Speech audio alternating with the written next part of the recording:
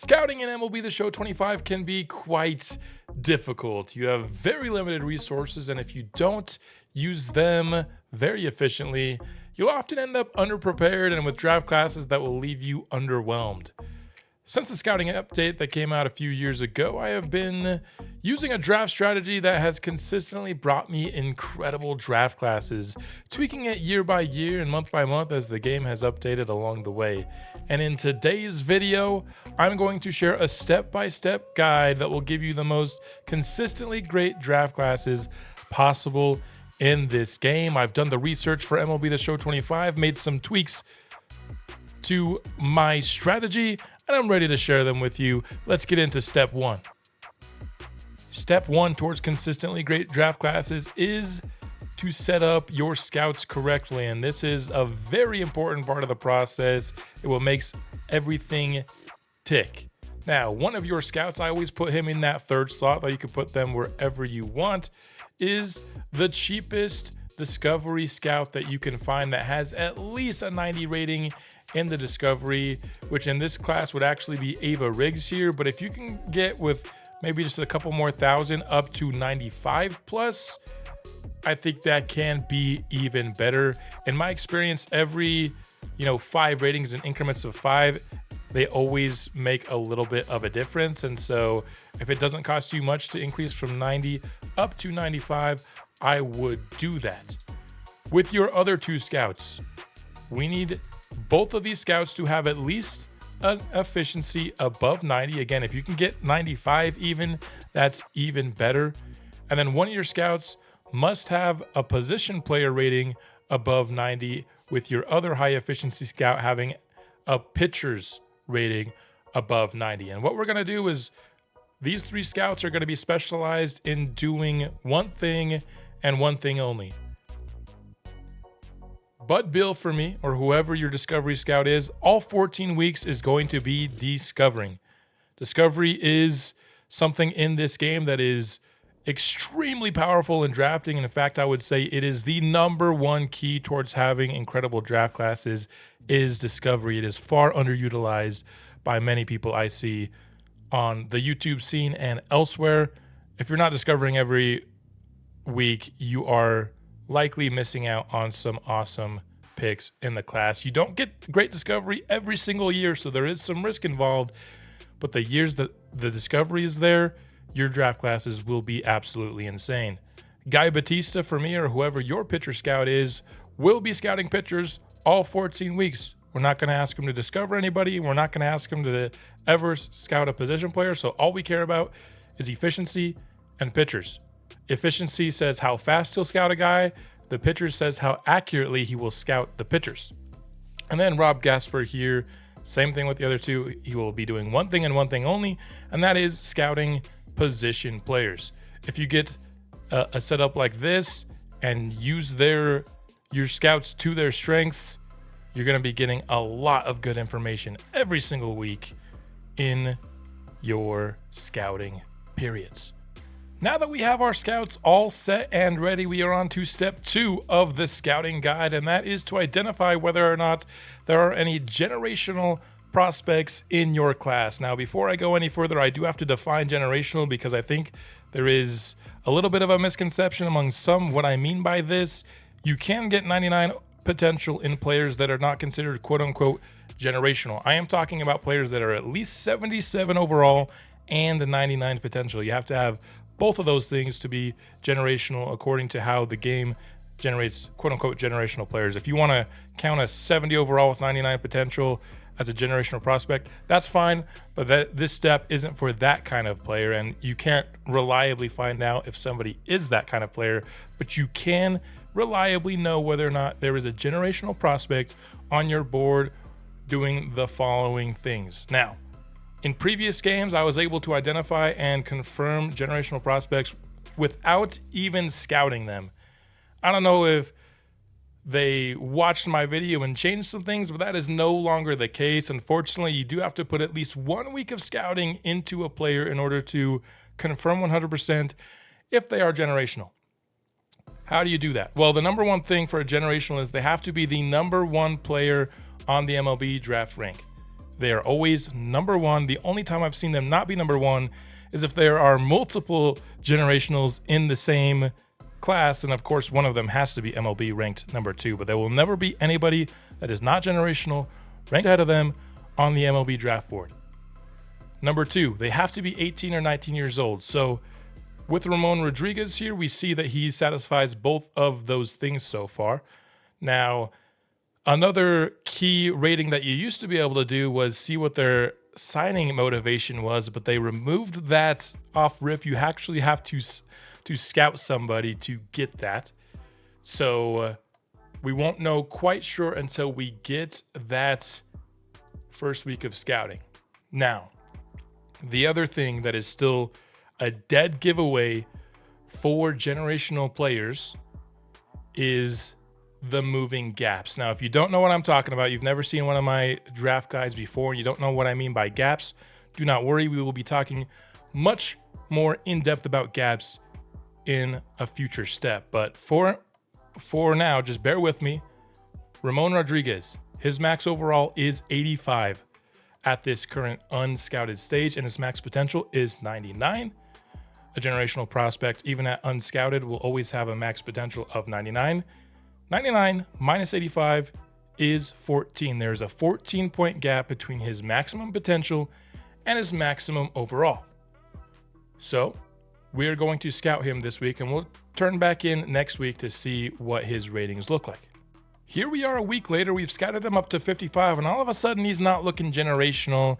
That's just the way this game is. They always try to fool you, and after a little bit of scouting, a generational prospect will never look generational. But there is a dead giveaway with that gap rating. Now, if you take what his maximum potential is projected to be right now at a 94 and his maximum overall at a 74, that difference was 20. Remember, back when we hadn't scouted them at all, his difference was 14, 99 minus 85.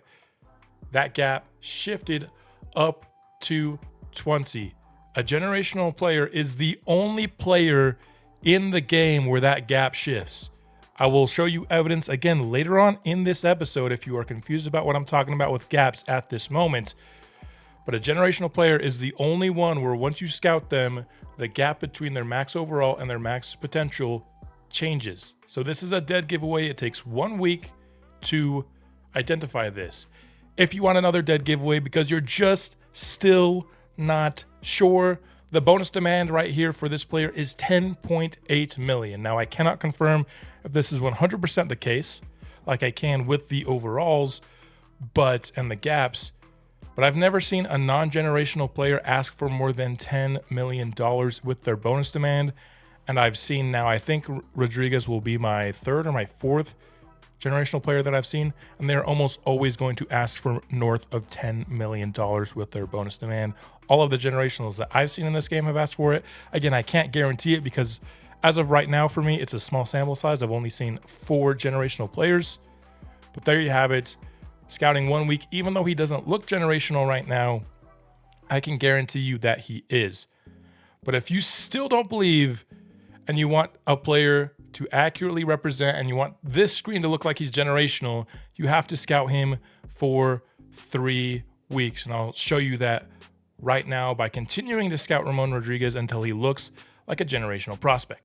1 week later, we have now scouted Ramon Rodriguez 2 weeks, and he is 100% scouted. So you would think that you have accurate ratings here. And for a lot of players, you would, especially considering we are using a scout that is very efficient and very good at scouting position players. But every single generational player, your scout will lie to you to try to throw you off the scent.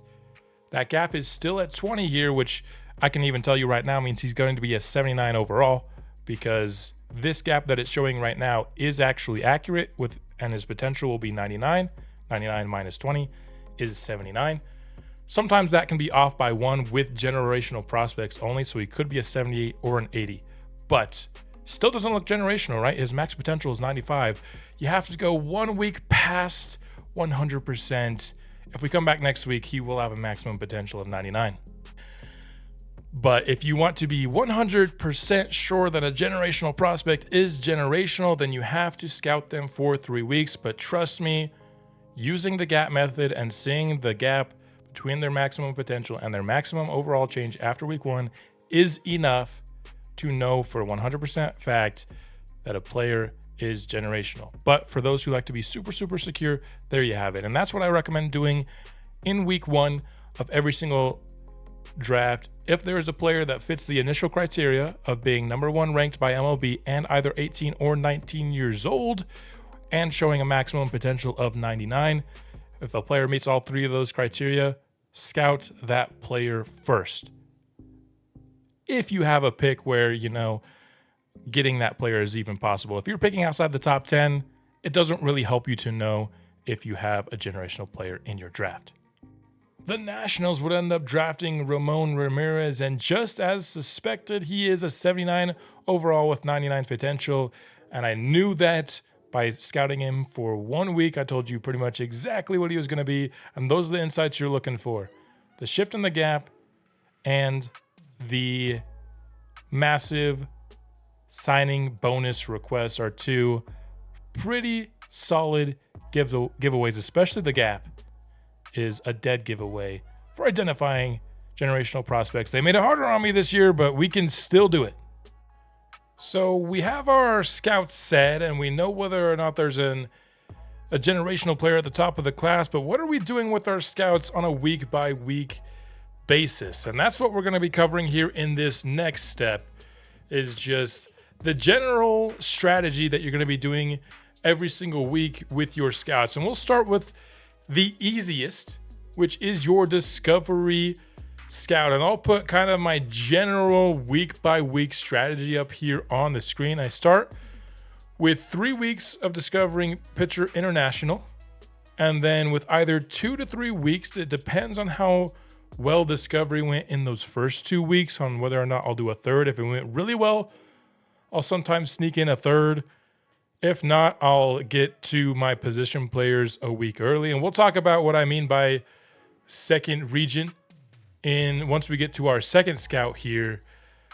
And then I usually start with the infield. And the reason I go infield before I go outfield typically is just because there's one more spot in the infield. You have 4 infield spots, first, second, and third base and shortstop, compared to just the 3 outfield spots. Now, if you have a team that needs outfield much more than infield, you could certainly flip this and go outfield first and more just focus on the outfield. But I'm just showing you the strategy. If you needed a little bit of everything, this is kind of the pattern that I would go. Prioritizing international, I feel like that's the most consistent place to get discovery players. And then East and Central after that just tend to be the best regions. In fact, for discovery, I find East is almost always better than Central, but not always. And that's where I would go. And if you end up not discovering really anybody, every now and then you can get to a little bit of West discovery, but I don't often usually get there. And I almost never discover catchers. I've seen one good discovery catcher in my time, but normally it's just not worth it. You're not going to find anybody. And if you do find somebody, they're not going to be all that good. So it's such a rare occurrence that even for me, I don't think it's discovering catchers is worth it. And I'm maybe the biggest proponent of discovery there ever has been for this game. Now for the second scout, and this one's pretty simple. We are going to go the first 5 weeks of the scouting period doing starting pitcher international. And we're going to get a ton of pitchers. You're almost always going to be well into the 20s of pitchers you're getting information on. And oftentimes I even get into the 30s, especially once I've discovered a few. And so you're going to get a ton of pitchers this way. And oftentimes just at the top of the board, there are a lot of international pitchers. I think I've only ever not used international once. It's just such a reliable region to scout.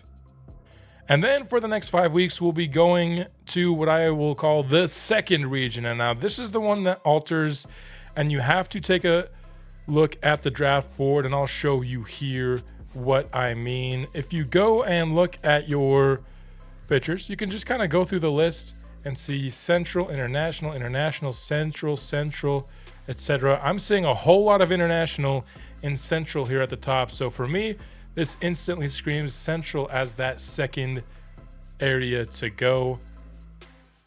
In some cases, it'll be East, and in very, very rare cases, it will be West if you get like a couple at the very top. Volume-wise, West is almost never the second best area, but it can be the second best area if, again, at the very top, there are some very intriguing West pitchers, and you're looking to take a pitcher at the top of the class. Almost always it's one of Central or East, though. It's almost 50-50 split. I would say it's maybe 60 Central, 40 East in my estimation as to which of the regions is usually the second best region to go. And again, after those 3 weeks of discovery, that's when you would use your Discovery Scout to discover in that second region. So after 3 weeks, you want to have a general idea of what that second region you're going to use for your position scouting pitcher scout is, Then in the 4 weeks after that, it really becomes kind of dealer's choice. I think the option that I go to the most often is to, at that point, identify 4 individual pitchers that I want to scout, whether it's a closer that my Discovery Scouts found out about, or it's, I got most of the good pitchers, but there's that one pitcher in the West that's worth scouting. I'll scout him.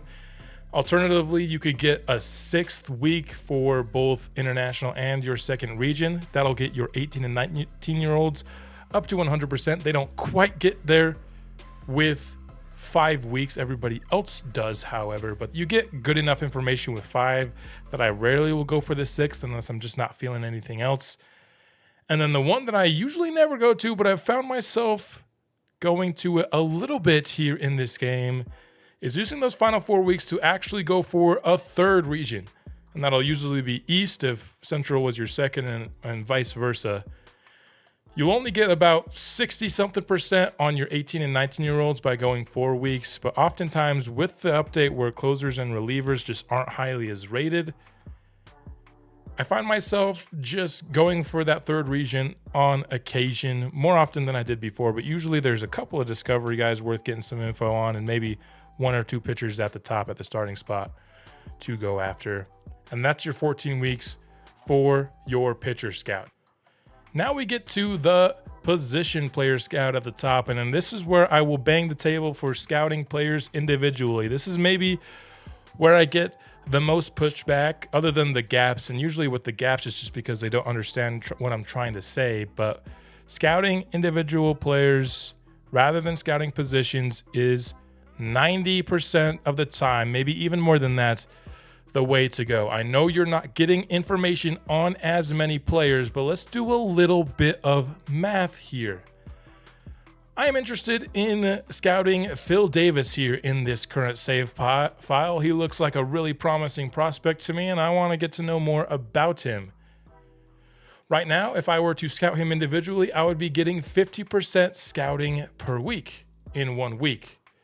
If I were to switch over and instead scout third base Central, I would be getting 15% a week, just like my pitcher scout is getting 15% per week for scouting pitchers internationally, which means it would take me 3 weeks to get the same amount of information. And I know I would also be getting information on more people, but in order to make it worth it, and this would even just to make it pretty much a tie, you'd have to have 3 players, which, okay, yeah, you can get 3 players at the same position from the same region in the top 100. That's not unheard of, but very, very rarely are all 3 of those players, or 3 of the 4 of those players, or whatever, going to actually be worth scouting. You're going to be scouting some players that are absolute duds just to get information on more players, and it's just not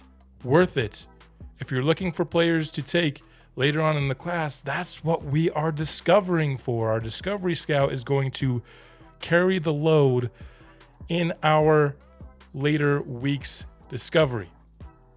And again, 3 is even just breaking even. It's just to make it the same amount of efficiency. If you really want to be getting ahead, you have to be scouting 4 players that are all like good enough and worthy of scouting at the same position in the same region. And that, in my experience, which is been a lot of experience, does not happen. I think if they switched the position player scouting by position to maybe corner infielders and stuff like that, so you could get more than one position or maybe even more than one region, I don't know, it could be worth it. But right now it's just not balanced in a way that makes it really ever worth it to scout position players by position. Again, if you want the information on the most players in the class, sure, scout by region for position players. But if you want information on the most good players in your class, scout players individually.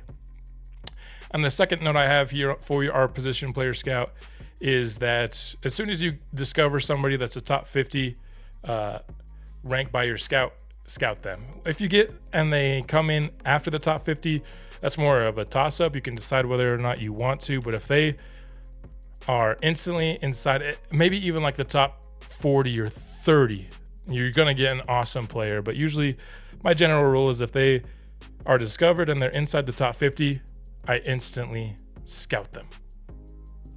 All right, so hopefully I've convinced you to individually scout your position players, but even if I have, you still have to know who to scout among said position players and what to look for to find the best prospects in a sea of so many prospects that all look potentially good at times. So, how do you identify these players? And this is where we're going to get into the gap parts, the gap analysis part of this video. And in the past few times I've done a similar video, this has confused a lot of people, so I'm going to try and make it as simple as I ever had. We are going to use an example player for this part of the video, and it's going to be Anderson Saul, a central shortstop here. And we are going to be analyzing the gap formula. So right now, his maximum potential is 99 and his maximum overall is 78. 99 minus 78 is 21. So there's a 21-point gap between his overall and his potential. Now, this is him unscouted. I am now going to scout Anderson Saul, and I'll see you next week. I have now scouted Anderson Saul up to 55%. His current maximum potential is 94 and his current maximum overall is 73. 94 minus 73 is 21. So despite the fact that we have gotten him halfway scouted, that gap between his max potential and his max overall remains 21. Let's get him to 100%. At 100%, Anderson Saul has a max potential of 90 and a max overall of 69. And go ahead and guess for me. 90 minus 69 is, drumroll please, 21. So all the way throughout the scouting process, that 21-point gap between his maximum overall and his maximum potential has remained. But what happens when his ratings are revealed after the draft? Anderson Saul was selected by the Tampa Bay Rays in the class, and his actual potential is 83, and his actual overall is 62, and that is a gap of 21. So not only does it remain consistent throughout the scouting process, but that gap will remain on their actual ratings. But it goes even further still. I'm going to open up his player card here, and I want to also on the screen put up his unscouted player card. At the time, his maximum overall was 78 when we hadn't scouted him, and his actual overall is 62. And 78 minus 62 is 16. So you'll notice that his overall came in 16 lower than his maximum. His maximum potential was 99. His actual potential is 83, 16 lower than his maximum. But it doesn't stop there.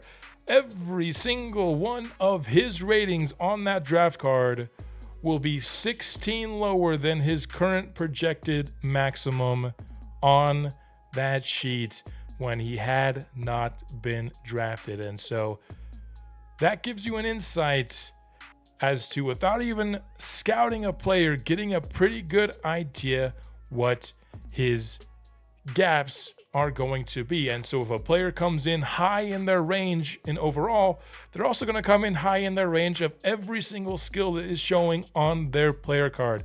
And if they're going to come in on the low range, they're going to be terrible at everything. He's not going to be on the high end of his power range, but on the low end of his contact, vice versa, vice versa. He's going to come in on the exact same spot on his range in every single rating that you see.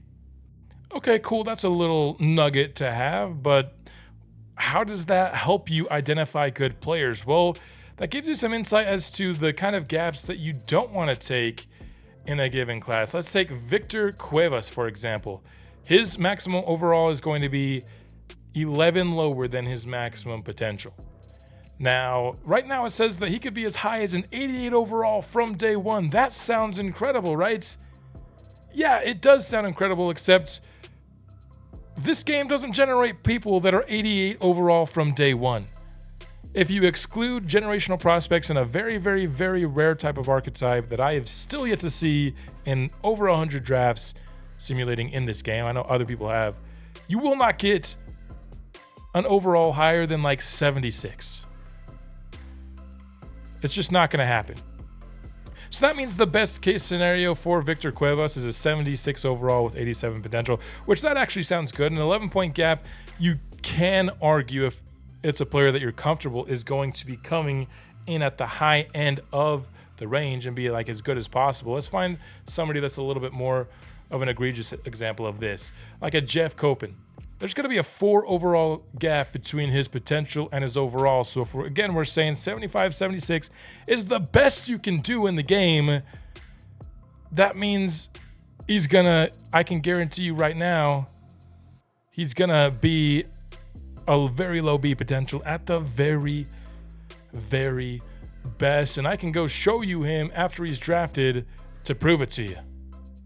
And here he is, drafted by the Athletics, 69 overall with 73 potential. So although unscouted, he looked like he had the potential to be an absolute demon, because we know that his potential will only be 4 higher than his overall. We know that he's really going to suck. There's such a minute, less than a 0.5% chance that he's going to be good. And so you can just save your time from players like this. So then, what type of gaps should we be looking for? My general rule of thumb is the following. If you're talking about a first round pick, somebody that's MLB ranked top 30, I am looking for at least a 15-point gap between their max overall and their max potential for players who have their max overall showing at an 80 or higher. So like for a guy like Phil Davis, that's an 18-point gap there, but because his overall max is projected to be 81, I think that's a better chance he ends up in the 70s, and thus I'm willing to take a little bit of a tighter gap, because if you get him in the 70s, then he can have either high B or low A potential, depending. Whereas if their maximum overall is, let's say, we already know what Anderson Saul's ratings, but pretend that I didn't, I would want at least a 20-point gap. So taking a look at Anderson Saul, not knowing what he is, I would be interested in this kind of player. I'd probably scout him for a week and then be done with him.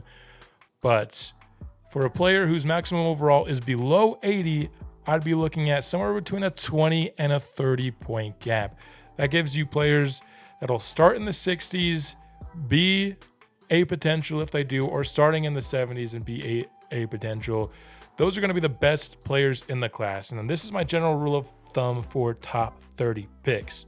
Now, say you're at a point of your franchise rebuild where your team's a little bit better and you don't have those top 10, top 15 picks anymore. My biggest change to my strategy this year is that I'm seeing players ranked outside of the top 30 that have massive potentials and that are starting in the 60s, and you're able to identify these players relatively consistently. And what you're looking for is the max potential of 99. Joe English is a perfect example right here. I can't promise you that Joe English is good, but he's the type of archetype that is good. And I'm going to show you a couple of players from my most recent Pittsburgh Pirates franchise series draft. A little bit of a plug for that franchise rebuild there. Check it out. We just had an insanely good draft. But there were a couple of players that were outside the top 30 of the MLB's board, and when they were unscouted, they had a maximum potential of 99 and a maximum overall somewhere in the 60s. So in this case, I stretched that range between 30 and 40. I think you can start to stretch that range as long as the maximum potential is 99. I've seen between my Pirates draft and some other drafts, roughly about like 10 or so of these players generated. 1 or 2 per draft is usually pretty standard. And there's going to be these guys that come in at the low 60s, but they have mid to sometimes even high A potential, and they're slam dunk selections for later on in the first round of a class. It allows you to still get insane players even when you're past the point of picking at the top of these classes. They're a lot less guaranteed.